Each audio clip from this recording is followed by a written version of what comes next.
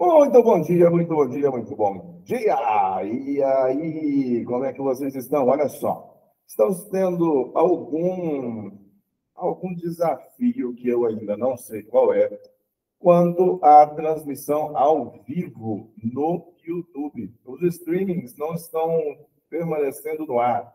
Então, todas as leituras estão sendo gravadas. Os vídeos serão postados ainda, mas as leituras estão sendo gravadas. Isso é até legal, porque agora eu passo a fazer algumas thumbnails para que os vídeos possam ser identificados mais facilmente para vocês.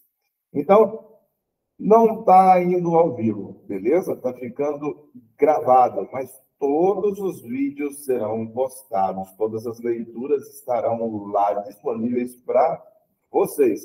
Agora preste atenção.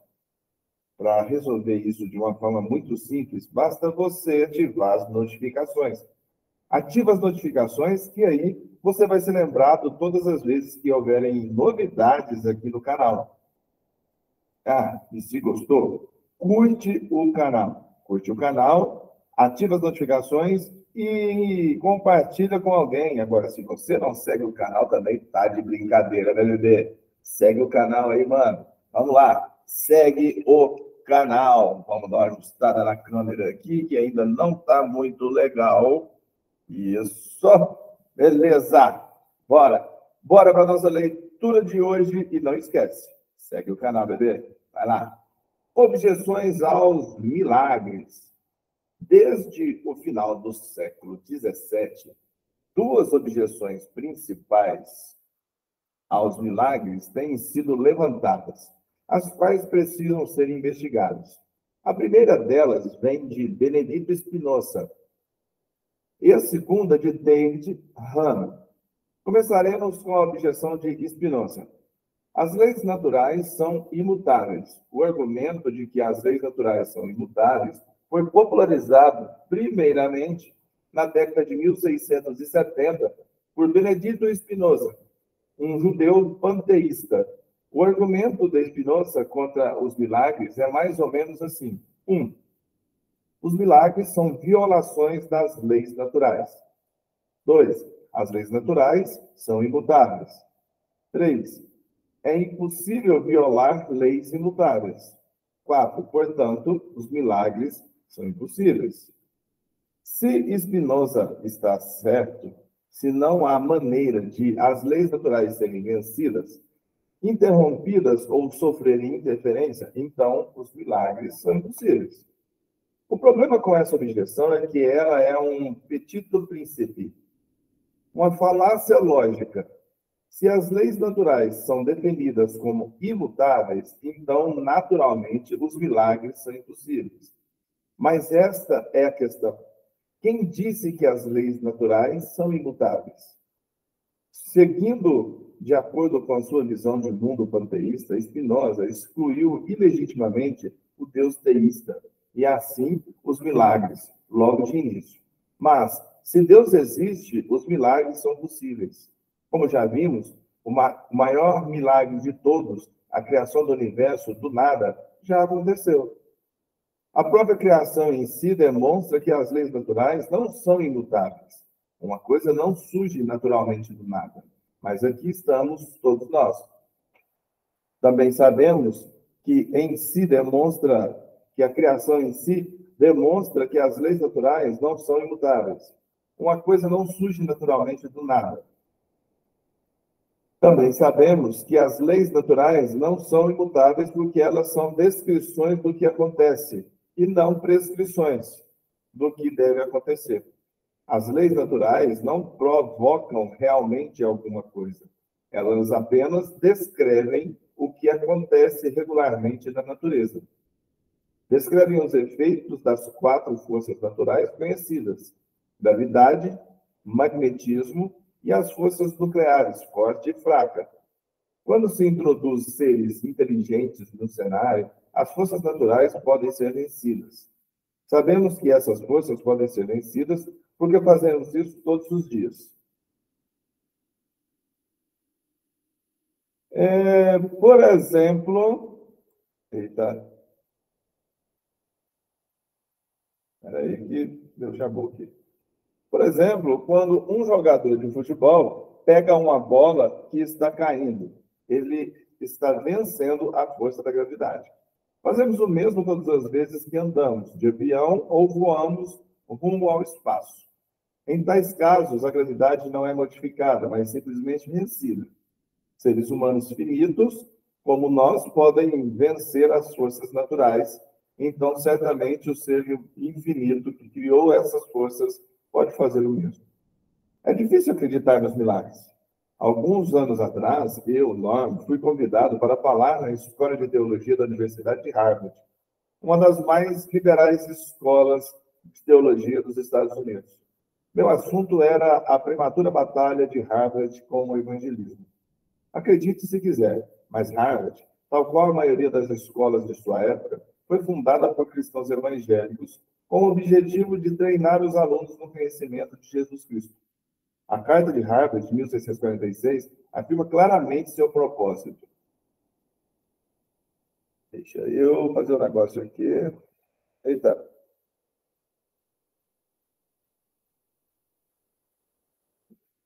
Vamos. Que todo aluno seja, a carta é o seguinte, que todo aluno seja plenamente instruído e corretamente levado a considerar bem qual seja o principal propósito de sua vida e de seus estudos. Conhecer a Deus e Jesus Cristo, que é a vida eterna, ao 17.3.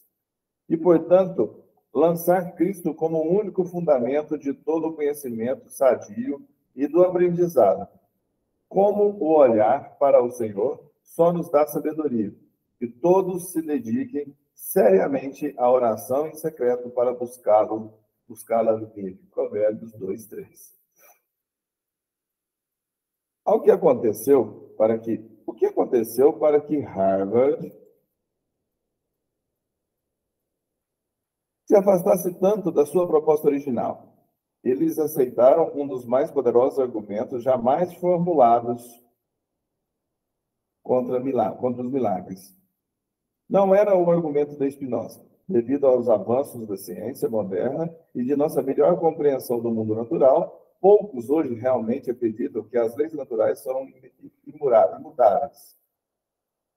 O argumento contra os milagres, aceito hoje, e que foi aceito em Harvard, foi formulado pelo grande cético David Hume, de 1711 a 1776, cerca de um século depois de Spinoza.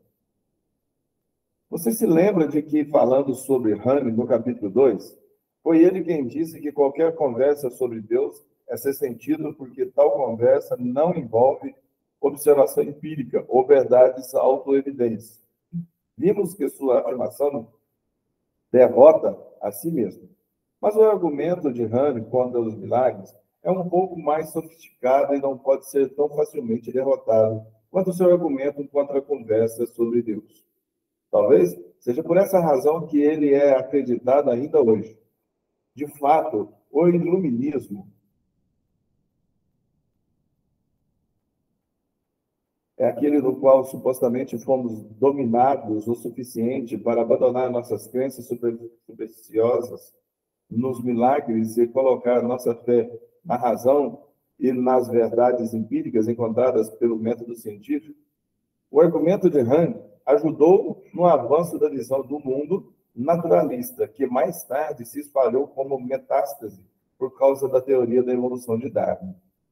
O que vemos a seguir é basicamente o material que apresentei à plateia de Harvard naquele dia. Comecei apresentando o argumento anti-milagres de Hume e depois criticando. Aqui está o argumento de Hume na forma silogística. 1. A lei natural é, por definição, uma descrição de uma ocorrência regular. O milagre é, por definição, uma ocorrência rara.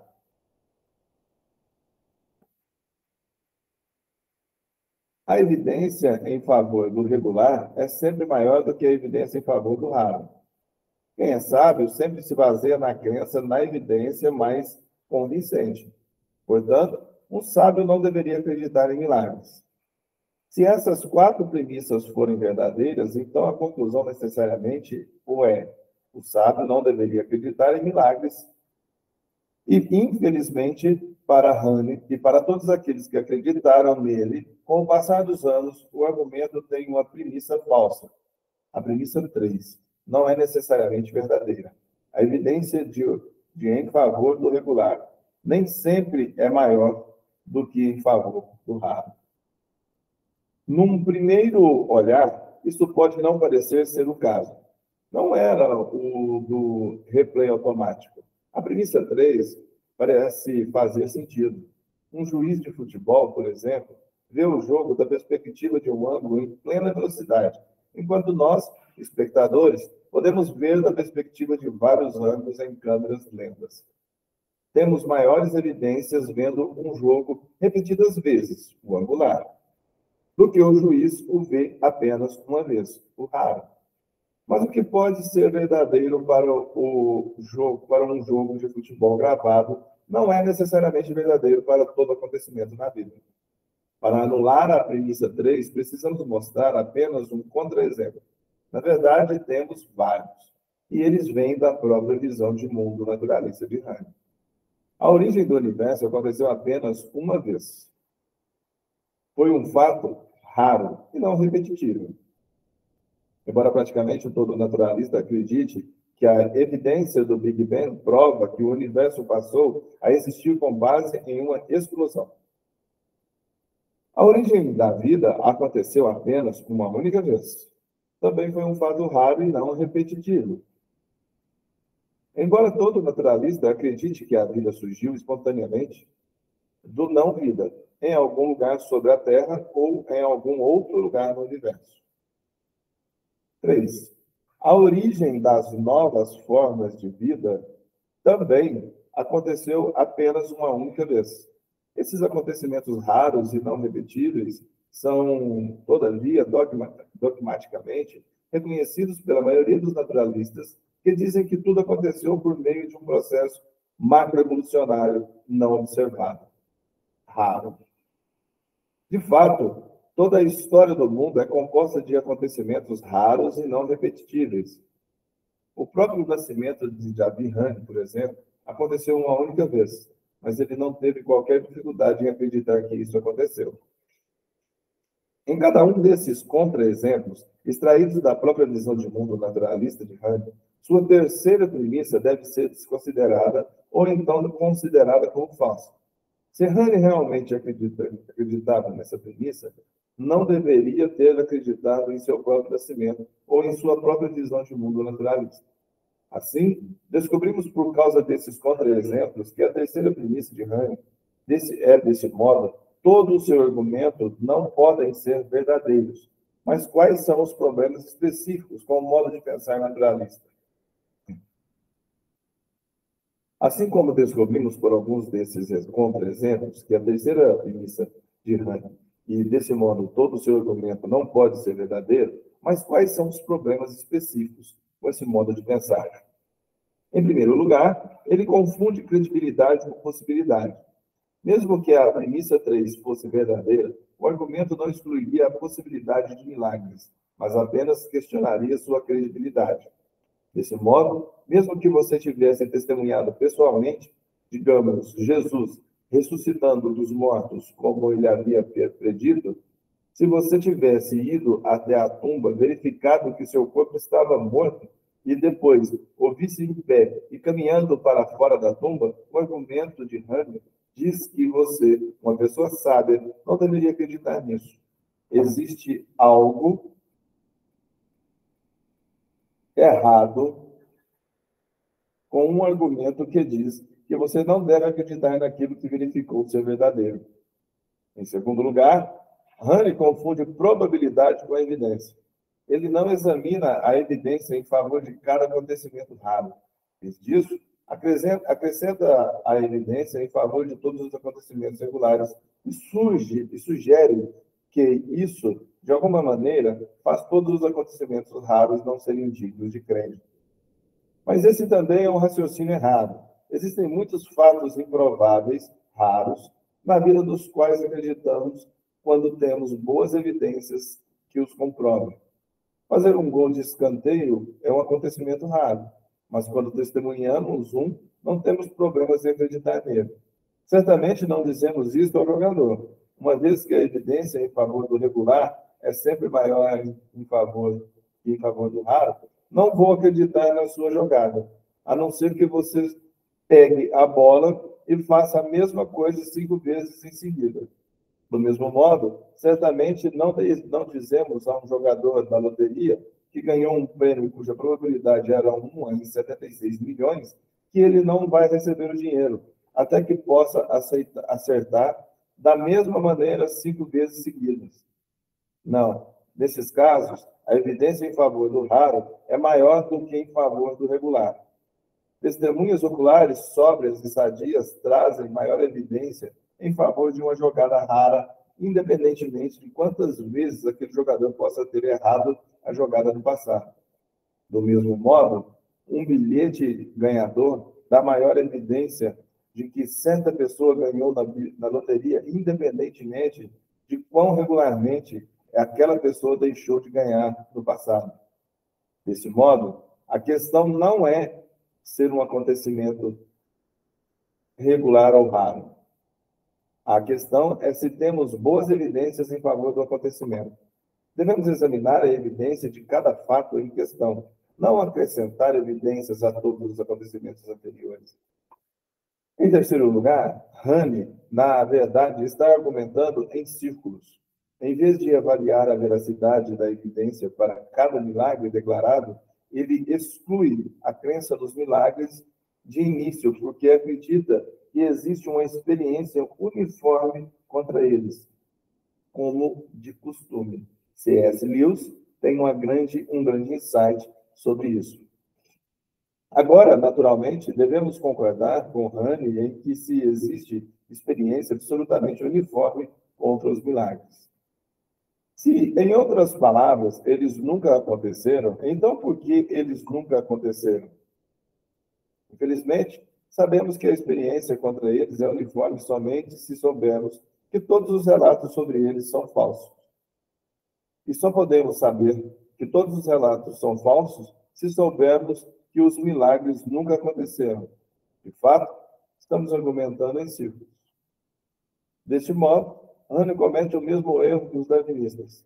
Ele esconde sua conclusão na premissa de seu argumento por meio de uma falsa pressuposição filosófica. Sua pressuposição falsa é que todas as experiências humanas têm sido contrárias aos milagres. Como ele pode saber disso? Não pode. Ele pressupõe. Como vimos, os milagres são possíveis porque Deus existe. Portanto, seres humanos podem ter experimentado milagres verdadeiros. A única maneira de saber, com certeza, é investigar cada milagre declarado.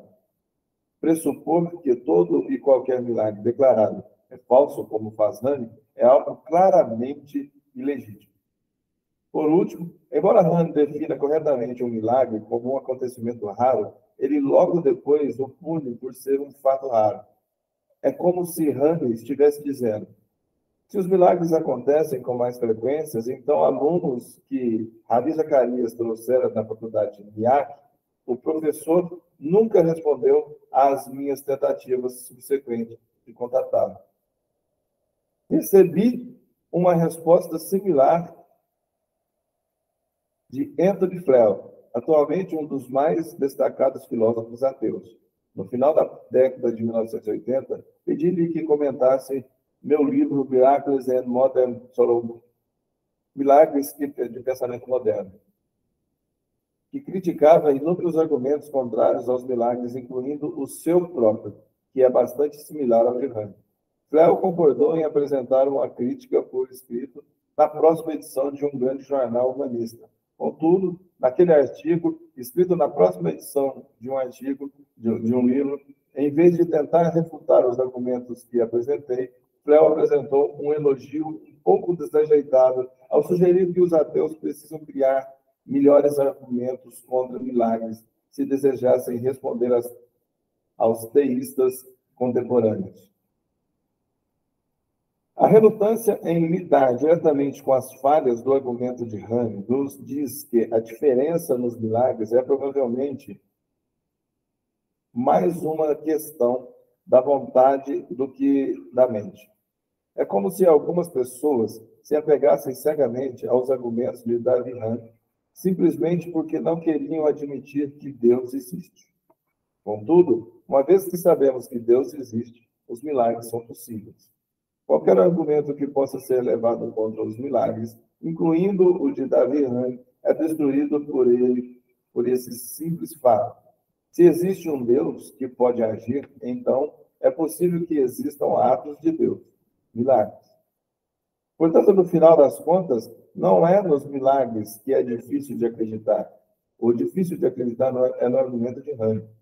Podemos dizer que é um milagre o fato de tantas pessoas ainda acreditarem nele.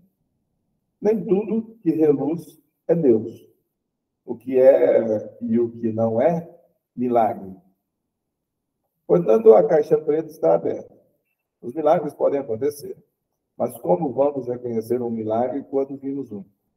Com o objetivo de responder a essa pergunta, é importante definir o que é um milagre e o que não é, de modo que saibamos o que estamos procurando.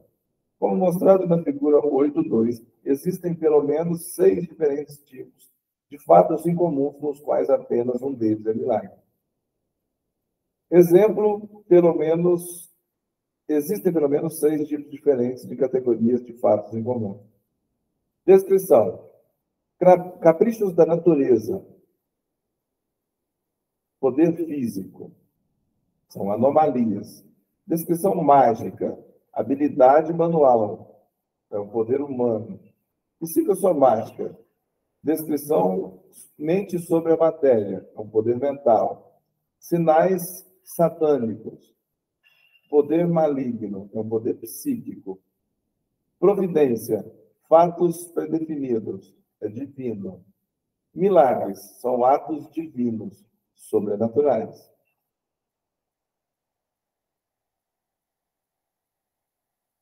Características do evento natural como padrão. Exemplo, a abelha Bombus apidae. É um evento não natural controlado pelo homem. A coelho na cartola. Exige fé, não funciona em determinadas crenças, curas psicossomáticas. Mal, falsidade, ocultismo limitado, influências demoníacas. Naturalmente, explicável contexto espiritual, nevoeiro na Normandia.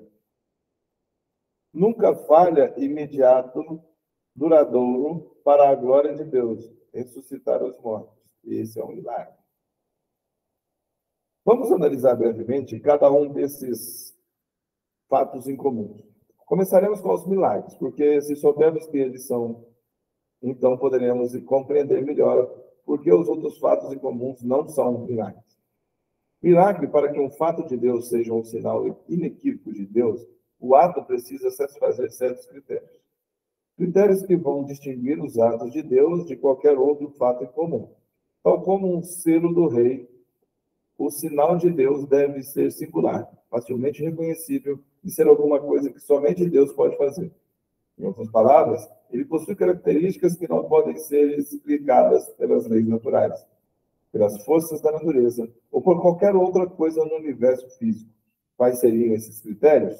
Como vimos nos argumentos cosmológico, teológico e moral, somente Deus tem poder infinito, poder que está além do mundo natural. Supremo projeto, propósito e pureza moral completa. Portanto, parece racional presumir que seus atos mostrariam ou conteriam elementos desses atributos. Desse modo, os critérios para os milagres verdadeiros são: a. Um início instantâneo de um ato poderoso, conforme comprovado pelo argumento cosmológico, o início do universo. B. Projeto e propósito inteligentes, conforme comprovados pelo argumento teológico, o projeto preciso do universo, com o propósito de permitir a existência de vida, projeto específico e complexo da vida em si mesma. C. Promoção de comportamento bom ou certo, conforme comprovado pelo argumento moral, a lei moral que se impõe sobre nós. O componente de poder dos milagres significa que o sinal não poderia ser explicado naturalmente, pois, se uma causa natural fosse possível, então o sinal não poderia ser identificado definitivamente como um milagre. O milagre tem uma causa sobrenatural inequívoca, uma causa que transcende a natureza. O componente do projeto B significa que qualquer sinal feito sem um propósito óbvio, confirmar a verdade ou o mensageiro da verdade, ou glorificar a possibilidade de Deus fazer milagres simplesmente com o propósito de entretenimento, assim como a maioria dos reis da terra não usaram o seu selo para uma coisa qualquer, o rei do universo não usaria seu selo por motivos frívolos. Além do mais, se ele usasse os milagres para simples entretenimento, então teríamos menos probabilidade de reconhecer seus propósitos quando estivesse tentando confirmar uma nova verdade ou um novo mensageiro. Desse modo, para não fazer alarde desnecessariamente, os milagres devem concentrar-se na promoção de uma declaração de verdade e devem ser relativamente raros, para que possam ser eficientes. Eita. Componente do projeto, componente moral dos milagres. C. Significa que qualquer sinal ligado a um erro ou imoralidade não pode ser um sinal vindo de Deus. O erro e a imoralidade são contrários à natureza de Deus, porque ele é um padrão imutável de verdade e moralidade. Ele não pode confirmar o erro ou a imoralidade. Com esses critérios, o poder instantâneo, projeto inteligente e moralidade, podemos identificar quais fatos incomuns são verdadeiros sinais vindos de Deus. Perceba que extraímos esses critérios daquilo que já aprendemos sobre Deus, do mundo natural, e aquilo que aprendemos sobre os limites da própria natureza. A Bíblia concorda com a nossa avaliação, chamando os fatos que satisfazem esses mesmos critérios de milagres. Tanto a Bíblia quanto o Alcorão ensinam que os milagres têm sido usados para confirmar uma palavra vinda de Deus. Desse modo, um fato ligado a uma verdadeira declaração divina que tivesse essas características seria um milagre, um ato de Deus para confirmar a sua palavra. Um milagre teria ocorrido, por exemplo, se Jesus, um homem que predisse que ressuscitaria dos mortos, realmente ressuscitou dos mortos. Tal fato mostraria poder instantâneo além da capacidade natural, projeto e uma antivisão inteligente e um propósito moral, ao confirmar que Jesus vem de Deus. E nós, portanto, devemos ouvir aquilo que ele tem a dizer. Não existe força natural ou outra fonte de poder que possa explicar tal fato. Além disso, se a ressurreição realmente aconteceu, ela não ocorreu de maneira inesperada, mas dentro de um contexto. Em outras palavras, a ressurreição foi um acontecimento no contexto de um universo teísta, no qual um homem afirmando ser Deus e realizando milagres enquanto viveu, predisse que sua ressurreição aconteceria. Tal contexto sugere que um milagre, e não apenas um fato natural, ainda por ser explicado. Em resumo, se a ressurreição realmente aconteceu, e nós vamos investigar esse aspecto mais adiante, ela tem as impressões digitais de Deus espalhadas por ela. Providência. As pessoas religiosas, particularmente os cristãos, usam o termo milagre de maneira bastante livre. Com muita frequência, identificam um acontecimento como um milagre, quando seria mais correto descrevê-lo como providencial. Fatos providenciais são aqueles provocados indiretamente por Deus, não diretamente. Ou seja, Deus usa as leis naturais para realizá-los. Uma oração respondida e acontecimentos improváveis mais benéficos podem ser exemplos disso. Eles podem ser bastante notáveis e motivar a fé, mas não são sobrenaturais. O nevoeiro sobre a Normandia, por exemplo, foi providencial, porque ajudou a dissimular o ataque aliado contra o maligno regime nazista. Não foi um milagre, porque ele poderia ser explicado pelas leis naturais, mas é possível que Deus estivesse por trás dele. Por outro lado, o milagre exigiria a ocorrência de alguma coisa como balas ricocheteando no peito dos jovens soldados à medida que invadiram a praia. Sinais satânicos, outra coisa possível de um fato incomum, poderiam ser outros seres espirituais. Em vez de que Deus existe, é possível que, entre outros seres espirituais, também existam. Mas se Satanás e os demônios realmente existem, eles possuem poderes limitados. Por quê?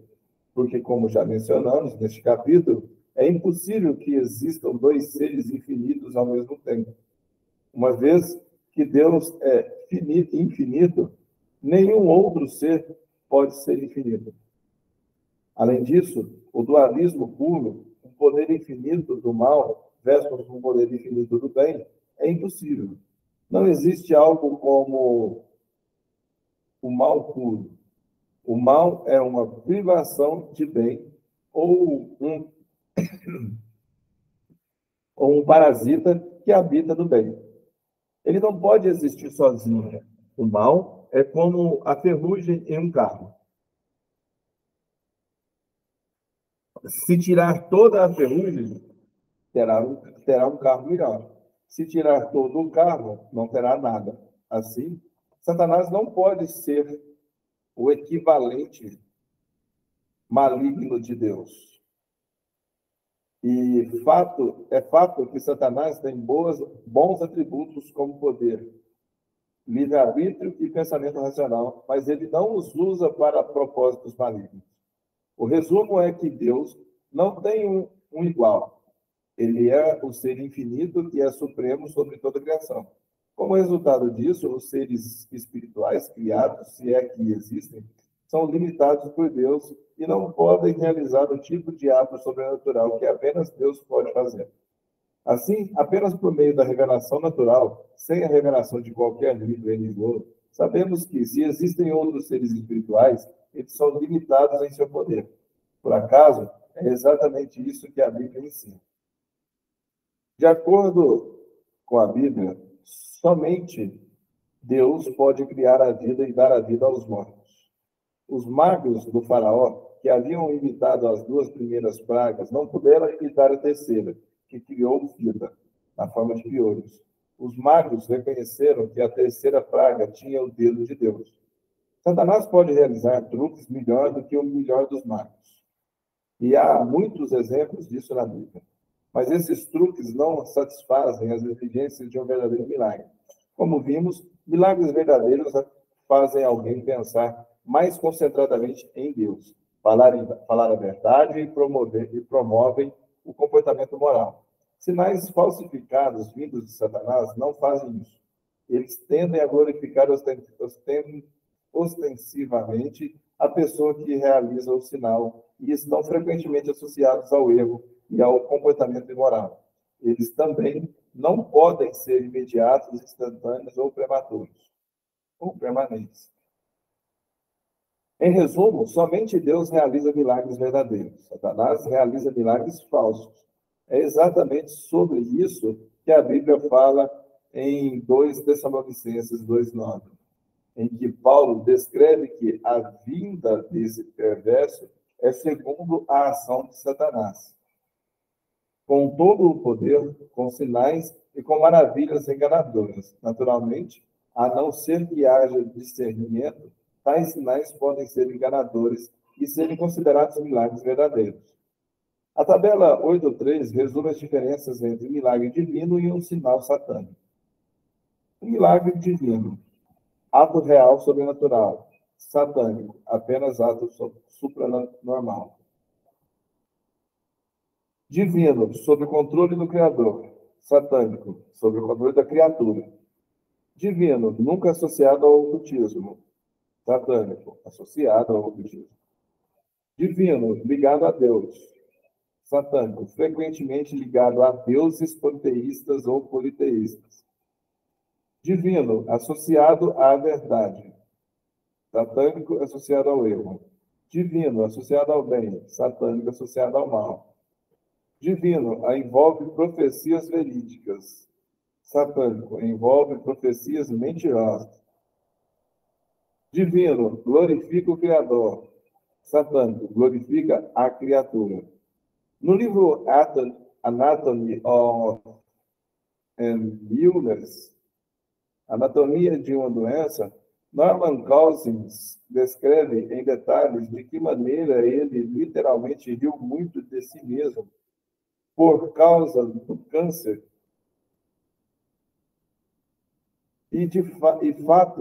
É fato que o estresse mental pode ter um impacto negativo na saúde física, enquanto ter uma atitude mental positiva, fé ou felicidade, podem provocar um efeito positivo e terapêutico. Contudo, existem algumas condições patológicas, como ferimentos na espinha dorsal ou membros amputados, que não podem ser curados pela força da mente sobre a matéria, porque não são doenças psicossomáticas. Seria preciso acontecer um verdadeiro milagre para que essas lições fossem curadas.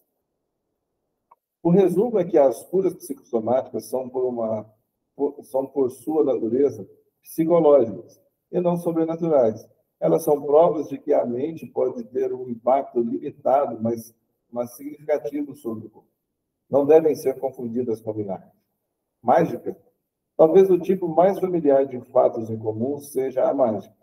A mágica está baseada na destreza das mãos e na distração da mente. Um bom mágico pode fazer você pensar que ele cortou a mulher ao meio, que tirou um coelho da cartola, ou que talvez um elefante desapareceu. Mas tudo é uma ilusão, um truque, muito inteligente. Uma vez que se descobre como o truque é feito, você diz, puxa, por que não pensei nisso? Sendo um truque executado pelo controle humano, a mágica não é um milagre. Só Deus pode realizar milagres. Anomalias. Uma anomalia é um capricho não explicado na natureza. Houve um tempo, por exemplo, em que cientistas não podiam explicar de que maneira uma abelha do tipo Bumblus aptae podia voar. Suas asas eram pequenas demais para o tamanho do seu corpo.